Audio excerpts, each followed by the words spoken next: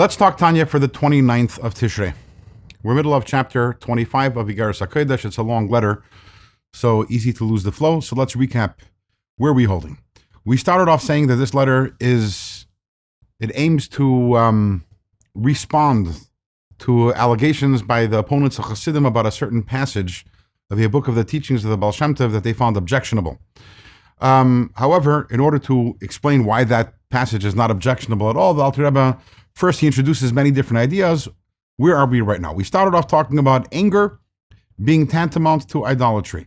And why is that? Because idolatry is the idea that there's something in control other than God. And when a person gets angry, ultimately that's the underlying idea behind anger is, I feel that there's something or someone else that's controlling me and doing something unjustified to me. And if we believe that this world is actually run by God and no one has any power or control other than God, we would never get angry. And it's not only that God controls the world, but as the Alter Rebbe proceeds to explain at length, God is recreating the world at every single moment. And he's recreating it by way of his speech, which is also known as Malchus or the Shechina. However, this speech of God, this energy which is in the speech of God, comes down through all the worlds, and every single world that enters the Malchus or the Shechina of that world. And as we learned in yesterday's Tanya, when the energy actually enters the diaspora outside of the land of Israel, over there the energy enters into the 70 archangels of the nations of the world, which is already the realm of Klippa.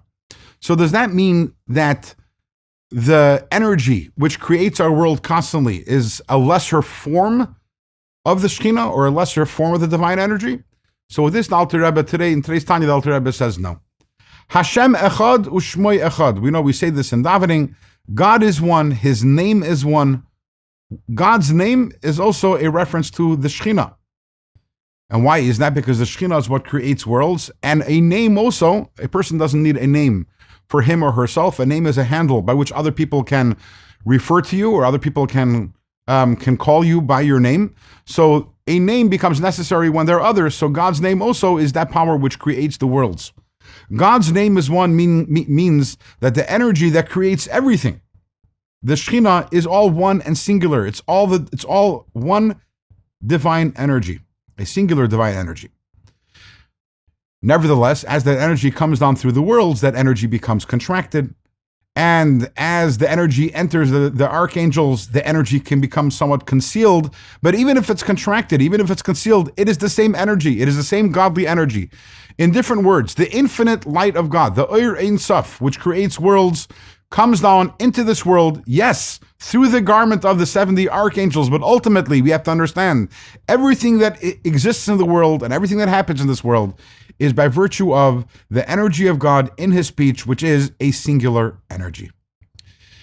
In tomorrow's Tanya, we're going to take a little detour, and Alter Rebbe is going to introduce a new idea, another piece in the puzzle that will allow us to ultimately explain and justify that piece, that passage of the book of the Baal Shem Tov's teachings, which the opponents of Chassidim, they took umbrage about.